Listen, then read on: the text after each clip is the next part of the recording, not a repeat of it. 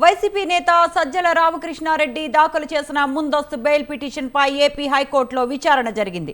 ఈ కేసు విచారణను court December 9కి వాయిదా వేసింది. టీడీపీ కార్యాలయంపై దాడి కేసులో మంగళగిరి పోలీస్ స్టేషన్లో సజ్జలపై కేసు నమోదైంది. ఇదే కేసులో ముందస్తు బెయిల్ పిటిషన్ దాఖలు చేశారు సజ్జల.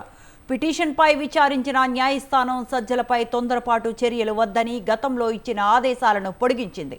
తదుపరి విచారణను డిసెంబర్ 9వ తేదీకి వాయిదా వేసింది.